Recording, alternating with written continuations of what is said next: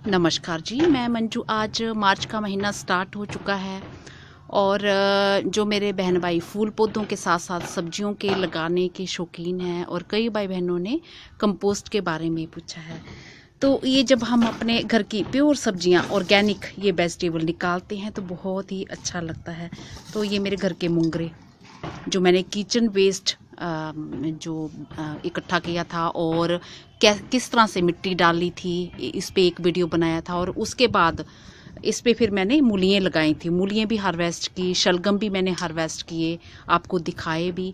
तो कई भाई बहनों ने उस मिट्टी के बारे में पूछा है। तो इसके साथ साथ जो किचन वेस्ट पे जो मुंगरे और मूलियाँ लगाई हैं, गार्डनिंग की बातों के साथ साथ इन चीज़ों का भी मैं जिक्र करूँगी।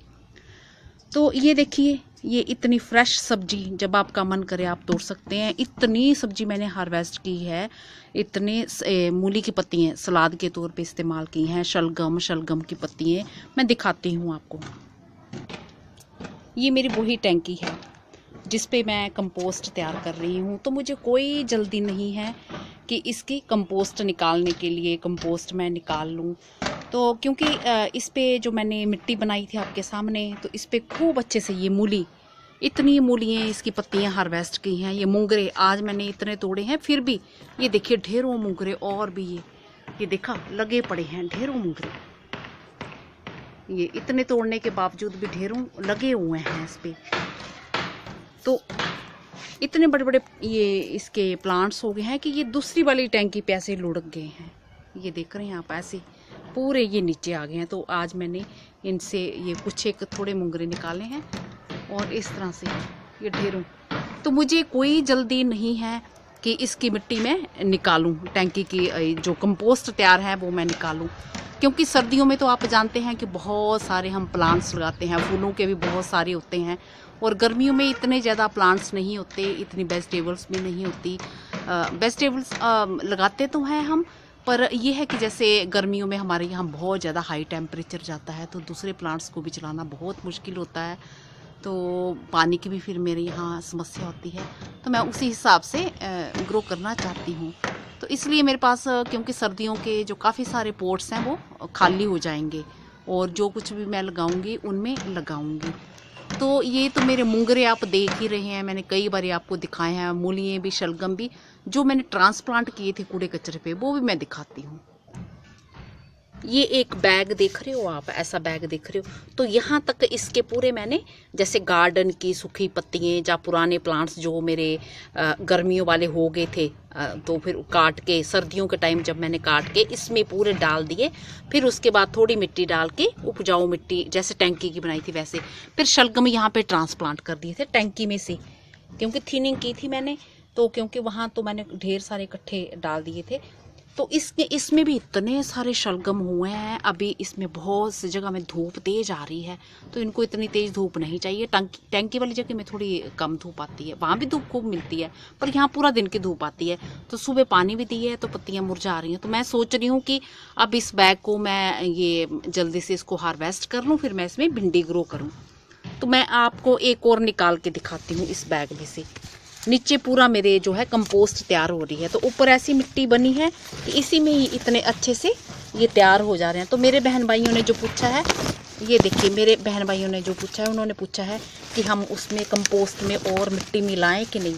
ये देखिए, ये शलगम देखिए, इतने बड़े बड़े शलगम, ये देखा आपने, इतने बड़े बड़े शलगम, ये मेरे घर के शलगम है। ये एक और वो दिख रहा है, पता नहीं मैं दिखा पा रही होंगी।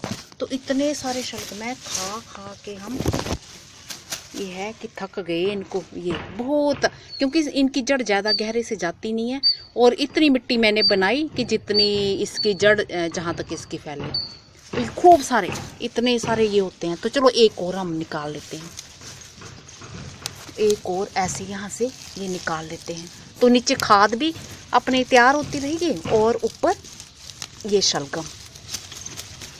तो ये देखा, घर की सब्जी, फ्रेश सब्जी, तो कितना मज़ा आता है कि घर की सब्जी हो और आप घर निकालते हो और फूल पौधे भी देखते हो, वो भी मज़ा आता है। तो ये देखा आपने, तो ये देखा आपने, इतने ढेर सारे मूंगरे भी और ये शलगम भी मैंने घर के निकाल लिए और सैलड के लिए ये पत्तियाँ हो गई हैं। तो ये सब ऑर्गेनिक चीज़ें, प्योर ऑर्गेनिक, कोई भी केमिकल इसमें वो नहीं मिला है। मैं सिर्फ ऑर्गेनिक चीज़ों का ही इस्तेमाल करती हूँ, ऑर्गेनिक फर्टिलाइज़र बनाकर ही देती हूँ। तो इसी तरह से मेरी मिट्टी में ये देख रहे हैं, ये बाखला, ये भी तैयार है, ये बाखला की फलियाँ। तो ये भी, इनको भी मैं चुन चुकी हूँ, ये बाखला की फलियाँ। तो मैंने कहा चलो आपको दिखा दूँ। तो ये भी मेरे इस तरह से ये लगी हुई हैं। तो ऐसी मिट्टी जब ऑर्गेनिक बनाते हैं बहुत अच्छे रिजल्ट्स रहते हैं। ये इस तरह से घर का बाखला भी आप खा सकते हैं, जिसे क्यों भी कहा जाता है। तो मेरे कई भाई बहनों ने पूछा है कि जब हम कंपोस्ट निकालेंगे तो उसमें कोई और मिट्टी डालेंगे। तो वैसे मैंने जैसे जितनी मिट्टी डाली थी आपके सामने डाली थी, क्योंकि मेरी ये टैंकी बड़ी है। अगर आपने जो कूड़े कचरे की मात्रा ज़्यादा है, मिट्टी कम डाली हुई है ऊपर, अगर कुछ ग्रो नहीं किया है, सिर्फ कंपोस्ट ही बनाई है, तो आप फिर देख लें, थोड़ी मिट्टी और मिला सकते हैं, गोबर की खाद वगैरह मिला के, तो वो बड़ी उपजाऊ हो जाती है। तो मैं कभी कभी जैसे वर्मी कंपोस्ट का भी इस्तेमाल करती हूँ, जब मुझे अगर मिल जाए तो मैं कर लेती हूँ, नहीं तो गोबर खाद का भी इस्तेमाल करती हूँ। और कई बारी मैं कई सालों तक मेरी एक ही मिट्टी चलती रहती है, उसमें मैं कोई भी खाद नहीं, जैसे फर्टिलाइज़र, ऑर्गेनिक फर्टिलाइज़र कोई भी नहीं मिलाती, क्योंकि उसमें प्लांट्स होते रहते हैं, फिर मैं दूसरी बारी उनमें ग्रो कर देती हूँ। तो इस टैंकी में से एक बारी जब मैंने खाद निकाली थी, तो मैंने जो मिट्टी फिर ऊपर ही डाली हुई थी, ऊपर कुछ प्लांट्स, पता नहीं, मेरे ख्याल से हाँ चेरी टमाटोज लगाए हुए थे, तो चेरी टमाटो बहुत ही अच्छे चले थे। तो वही मिट्टी मैंने नीचे कंपोस्ट में भी डाली। उस टाइम मुझे मिट्टी नहीं मिली थी, मेरे पास मिट्टी नहीं थी, तो उसी में मैंने वो है पर्सलेन वगैरह ग्रो कर दिया। तो इतने अच्छे रिजल्ट रहे, वो पर्सलेन मेरा खूब अच्छे से चला। तो जब गमले, ये है कि पॉट्स आपके पास ज़्यादा खाली होते हैं, तो फिर आप सोचते हैं कि थोड़ी दूसरी मिट्टी मिला के, कंपोस्ट मिला के, जहाँ गोबर खाद मिला के, उसमें से कुछ ग्रो के कर लें और ज़्यादा पॉट्स बन जाए। जब आपके पास पॉट्स ऑलरेडी बहुत सारी मिट्टी हो, बनी बनाई हो, तो फिर आप नहीं भी निकालना चाहें तो नहीं भी निकालते हैं। अब ये अगर मेरे प्लांट्स मूंगरे जो हैं मैं हार्वेस्ट पूरे कर लूँगी, और मैं सीड भी, जब ये मूंगरे सूख जाएंगे तो इनके अंदर मूलियों का सीड तैयार हो जाएगा, तो मैं मूलियों का फिर सीड भी तैयार कर लूँगी, और इन प्लांट्स को मैं फिर खाद के रूप में इस्तेमाल करूँगी। और पत्तियाँ जो है ये सब मैं सैलड के रूप में इनका इस्तेमाल जैसे करती आई हूँ वही करूँगी।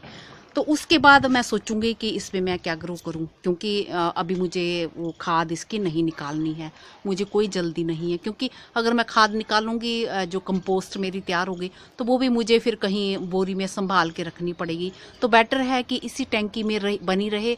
और मैं चाहूँगी, अगर हो सकता, अभी मैंने डिसाइड नहीं किया, चेरी टमाटोज़ लगाऊँ, जहाँ दूसरे टमाटर लगाऊँ, जहाँ मैं कुछ भी सोच सकती हूँ। जहाँ मैं फिर सोच रही हूँ कि पूसा से जो मैंने चुलाई के वो सीड मेरे पास आई है, रेड कलर की और ग्रीन कलर की, तो उसमें बहुत सारे न्यूट्रिएंट्स होते हैं।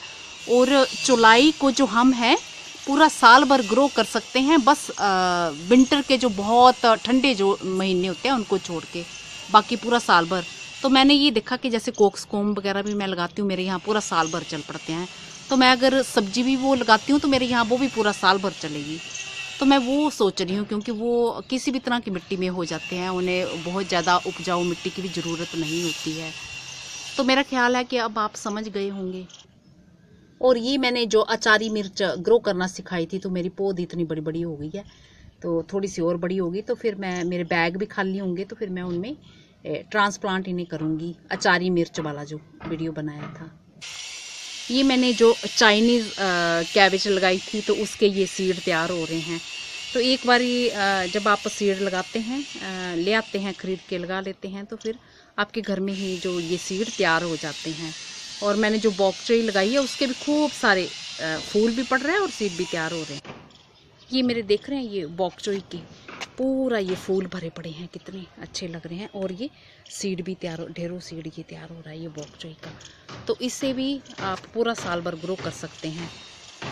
बस मैंने मई जून में नहीं ग्रो किया, क्योंकि मेरे यहाँ पानी की समस्या होती है, बहुत हाई टेम्परेचर जाता है। बाकी सब मौसम में मैंने ग्रो करके देखा है। तो मई जून में भी अगर ठीक रहा तो उसमें भी देखूँगी।